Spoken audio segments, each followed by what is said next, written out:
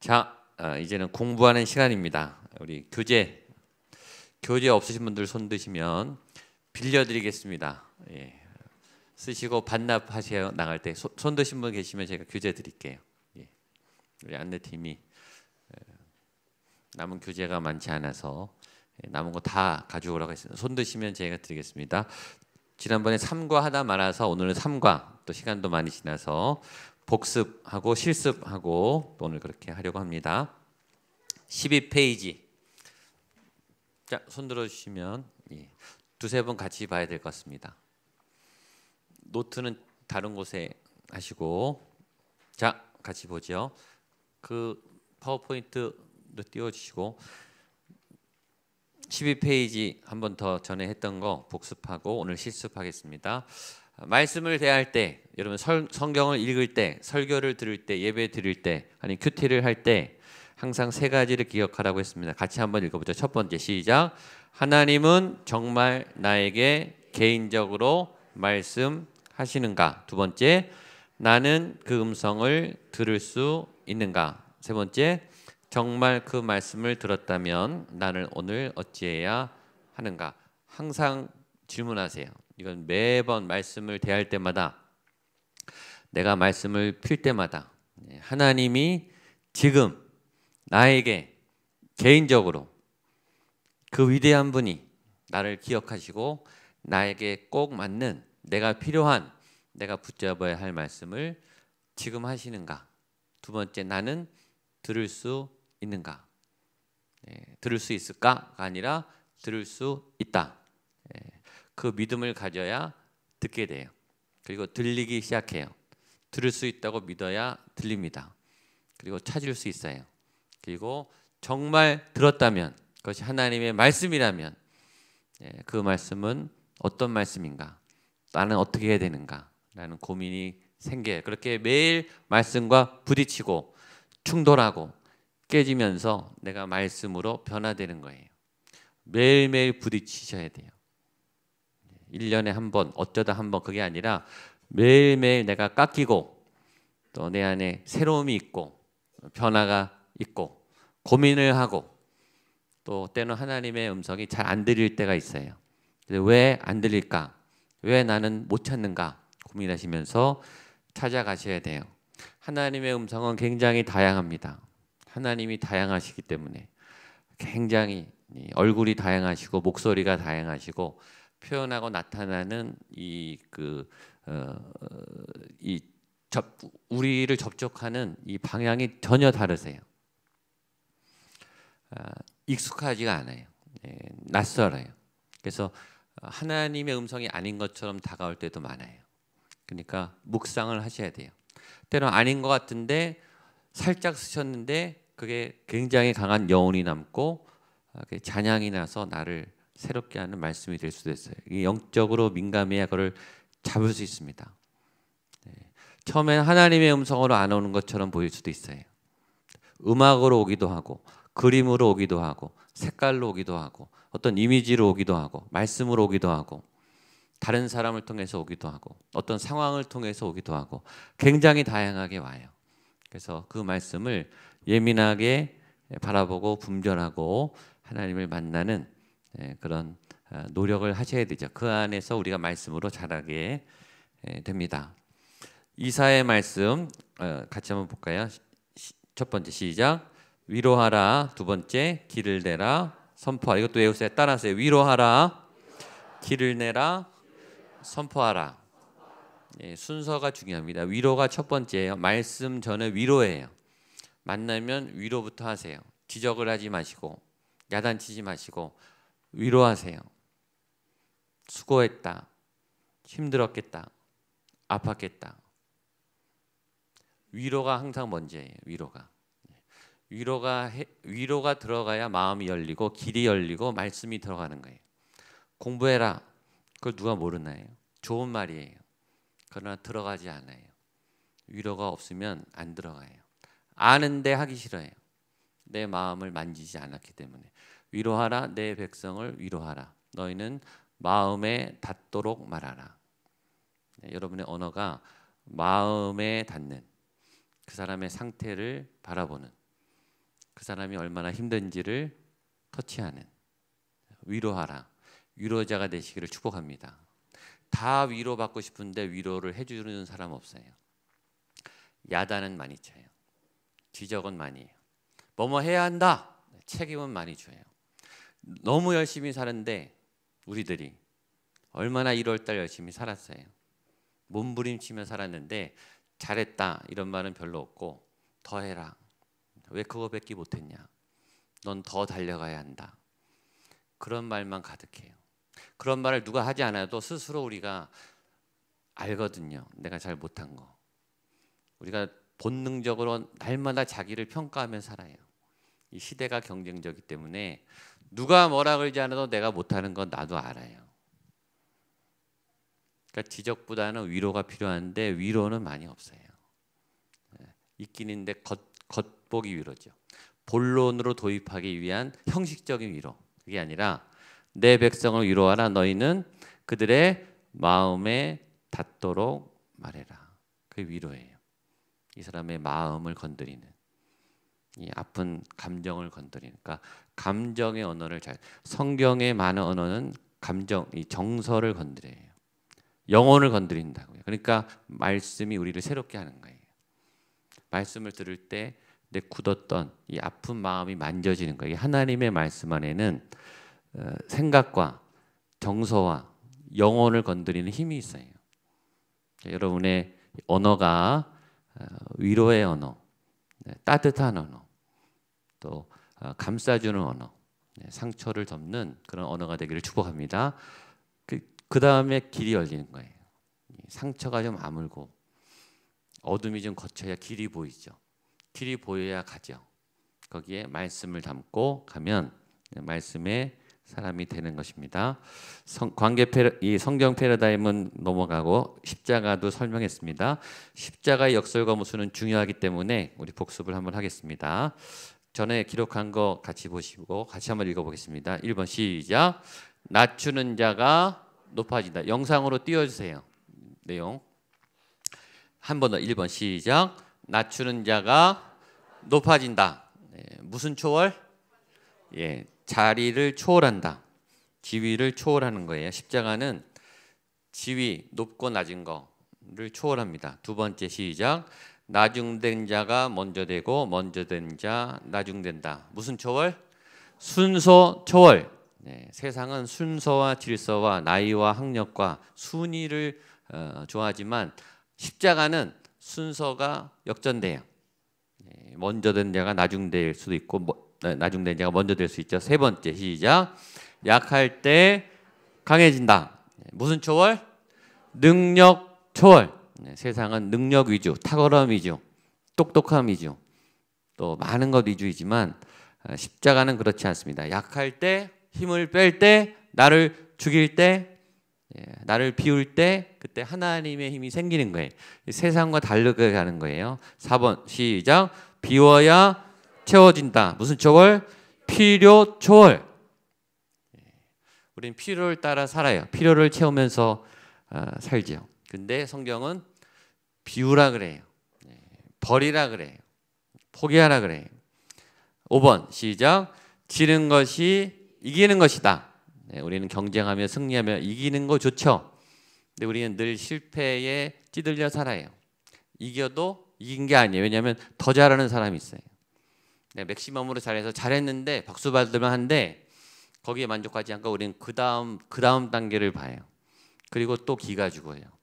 아, 나는 아무것도 아니구나. 나는 저 사람하고 비교하면 안 되겠구나. 그래서 항상 져요. 항상 이길 사람이 없어요. 근데 이기고 지고, 누가 이기고 지고를 만들었는지, 하나님이 너 이겼다. 그건 이제 원수의 이 어둠의 세력하고만 그렇지 사람끼리 경쟁 별로 안 시킵니다. 하나님은 승패를 초월할 수 있는 힘, 이게 십자가의 능력이에요. 6번째 시작. 감추어야 드러난다. 무슨 초월? 외형 초월. 껍데기, 이미지, 타이틀, 명함, 이력서. 세상은 그게 있어야 돼요. 말할 게 있어야 되고, 경력이 있어야 되고, 경험이 있어야 되고, 상패가 있어야 되고, 학벌이 있어야 되고, 이게 보여줘야 돼요. 멋있어야 되고 피부가 좋아야 되고 복장을 잘 갖춰야 되고 그러나 감추어야 된다. 성경은 마지막 7번째 시작. 죽어야 산다. 제일 강한 힘입니다. 무슨 초월? 생명 초월. 이게 믿음의 절정이에요. 죽어도 괜찮은 믿음. 죽을 수 있는 믿음. 죽어도 사는 믿음. 죽음을 두려워하지 않는 믿음. 이게 믿음이죠. 우리의 믿음은 아직 이만큼은 아닐지라도 이것을 향해 가는 거죠. 그래서 우리는 두려움을 느끼고 부담을 느껴요. 무서워요. 잘 안 될까 봐. 근데 하나님이 두려움을 넘어서는 힘을 주시는 거죠. 두려워하니까 두렵지 말라고 하죠. 너 왜 두려워해? 하나님은 야단은 치지 않습니다. 바보냐 너 두려워하고? 그러지 않죠. 두려워하지 말아라. 여러분 그 음성이 야단치는 음성으로 들리십니까? 굉장히 따뜻한 음성이에요. 그렇죠? 벌벌 떨고 있는 자녀를 향해서 야단을 치겠어요? 감싸주면서 힘을 주면서 두려워 말아라. 너 놀랐구나. 놀라지 말아라. 아버지가 여기 있다. 힘이 나는 말씀인 거예요. 두려운 거를 위축되지 마세요. 다 두려워해요. 당연히 너 두려워하는 거 당연하다. 그런 거예요. 그러나 두려워하지 말아라. 하나님이 여기 있다. 아버지가 있지 않냐.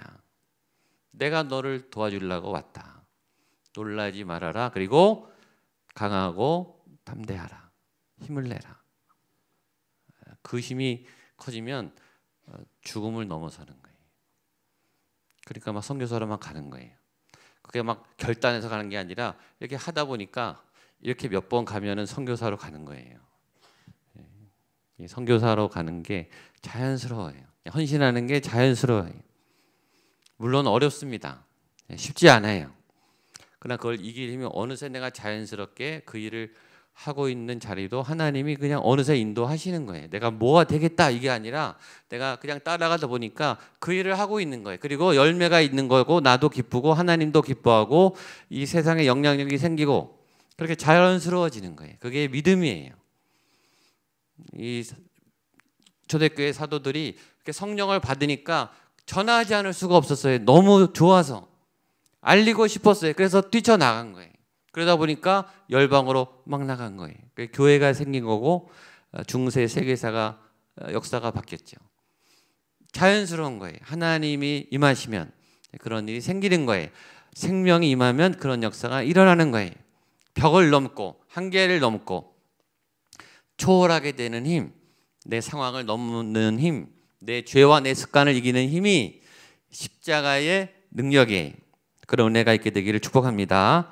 자, 3번 십자가란 말씀의 완성이자 정점입니다. 풀었으면 성육신하신 말씀.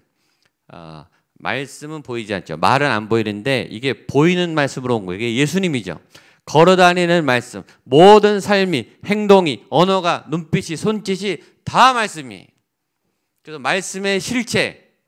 저게 말씀이구나. 저렇게 사는 거구나. 저렇게 분명한 거구나. 저렇게 좋은 거구나. 저렇게 아름다운 거구나. 저게 말씀이구나. 그분이 예수님이에요. 성육신하신, 보여지는, 만져지는, 느껴지는, 들리는 실제 말씀은 그런 거라는 거예요. 그게 십자가죠. 두 번째는 고난받는 말씀, 희생하는 말씀, 빼앗기는 말씀, 아픔을 느끼는 말씀, 고난, 사랑에는 고난이 있어요. 희생이 있어요. 말씀의 생명력은 고난에서 와요. 잘 될 때는 다 잘해요. 여러분 조건이 좋으면 다 잘해요. 내가 능력이 많으면 할 수 있죠. 그러나 진짜 말씀의 생명은 고난 때 나타나요. 안 좋을 때, 위기 때 이 사람이 어떻게 하느냐? 신앙이 다 들통나요. 그래서 아울리치 가면은 신앙이 다 들통나요. 인격이 다 들통나요. 같이 사니까 불편하니까 막 화가 나고 하기 싫고 막 덥고 짜증나고 그럴 때 그것을 이겨낼 힘이 이 말씀을 통해서 부어지는 거죠. 세 번째, 그 고난이 더 깊어지면 피를 흘려요. 피를 흘리는 말씀. 피는 생명이죠. 그렇죠? 피가 나는 말씀. 그 말씀이 피를 흘려서 나를 사랑하는. 그래서 죽음까지는 죽음을 통해 이루신 말씀. 말만 하는 게 아니라 피를 흘리고 희생을 하고 죽어요. 나를 위해. 그것이 십자가입니다. 말씀은 죽음보다 강한, 사랑은 죽음보다 강한 그런 사랑. 요새는 내 마음에 안 들면 배신하는 변덕스러운 사랑이, 진짜 사랑을 갈구하지만 진짜 사랑이 부족한, 부모님들도 자녀 사랑에 자신이 없는, 연인들도 자신이 없는, 부부로 결혼했지만 자신이 없는 연약한 사랑으로 다 묶여 있어요. 그러니까 이 사회가 굉장히 병들어 있어요. 신뢰를 잃었어요. 가족끼리 살면서 의심해요. 사랑이 확인이 안 되니까. 근데 이 진짜 사랑으로 세워지면 죽음을 넘어서 결속이 되는 거예요. 대신 죽을 수 있는 그런 그리스도의 사랑, 십자가가 그런 거죠. 골로새서 2장 14절에 이런 말씀이 있습니다. 혹시 있나요? 자료가? 골로새서 2장 14절 제가 읽을게요. 우리를 거스르고 불리하게 하는 법조문으로 쓴 증서를 지우시고 제하여 버리사 십자가에 못 박으시고. 이런 질문을 할 수 있어요. 누가 예수님을 십자가에 못 박았는가? 누가 예수님을 십자가에 못 박았죠? 단순하게 로마 병정들이, 두 번째 이스라엘 사람들의 리더들이, 영적 지도자들이, 세 번째 우리의 죄 때문에, 네 번째 누가 예수님을 십자가에 못 박았는가? 하나님이에요. 하나님이 친히 못 박으신 거죠. 왜 못 박았는가? 골로새서 2장 13절 우리의 모든 죄값을 반환하는 증서, 반환 증서, 죄의 값을 치른 그 증서, 그것이 십자가예요. 저와 여러분의 죄값만큼 예수님이 고통을 당하신 거죠.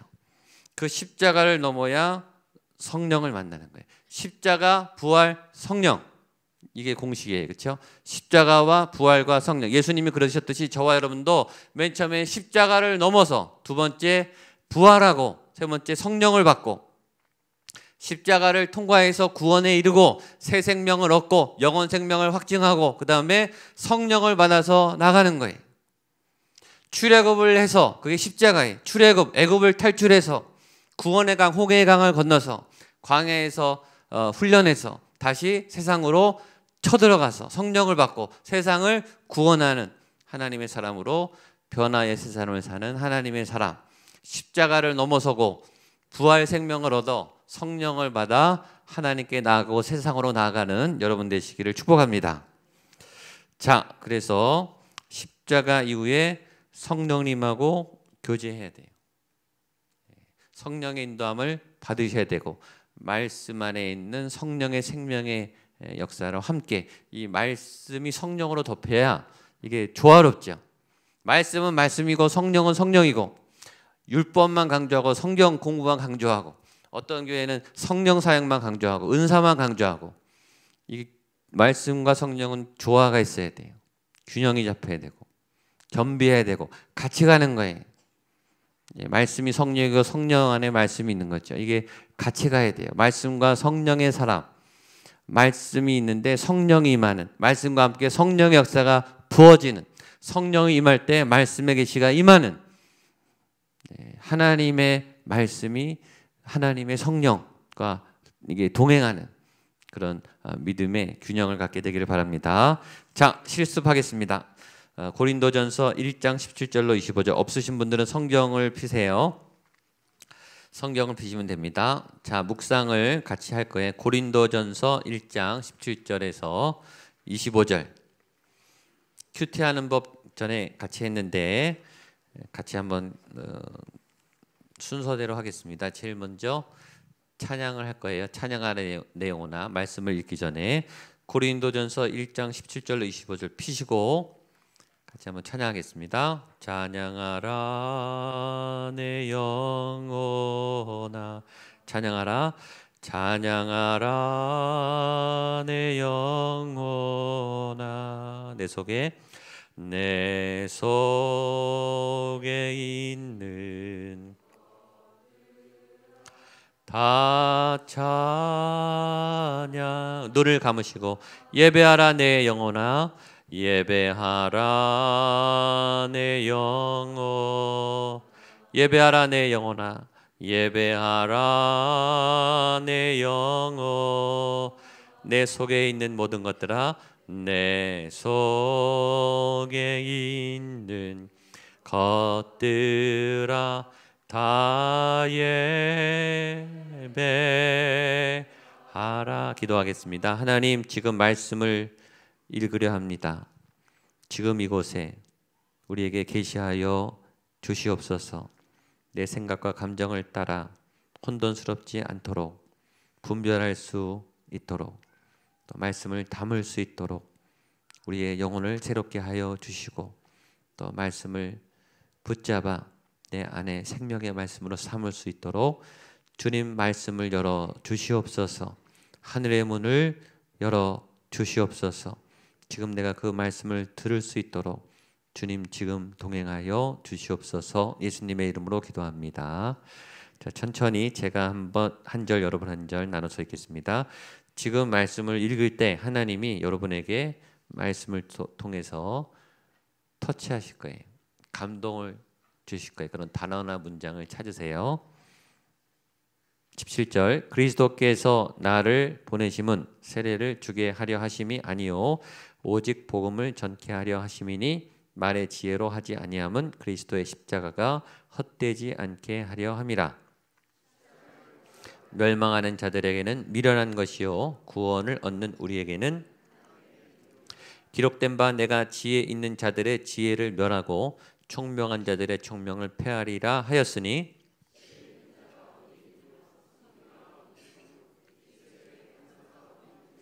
하나님께서 이 세상의 지혜를 미련케 하신 것이, 하나님의 지혜에 있어서는 이 세상이 자기 지혜로 하나님을 알지 못하는 고로 하나님께서 전도에 미련한 것으로 믿는 자들을 구원하시기를 기뻐하셨도다.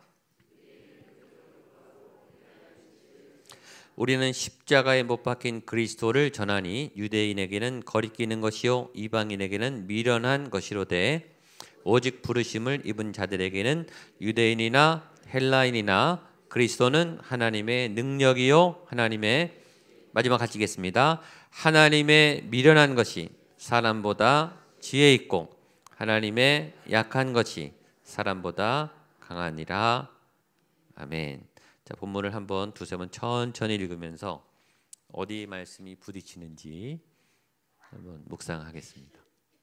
시작하세요.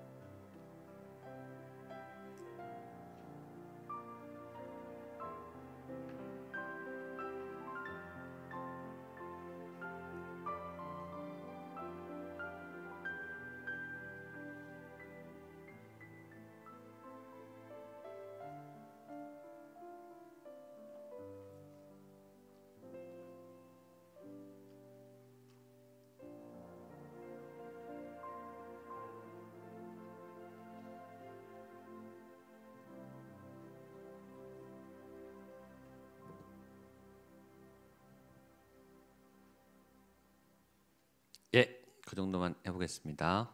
예. 찾으신 분, 예, 예. 각자 아마 감동이 말씀이 이렇게 부딪혀요. 예. 감동으로, 아니면 깨달음으로, 아니면 충격으로, 아니면 질문으로 이렇게 말씀이 부딪히는 그 순간을 딱 잡으셔야 돼요.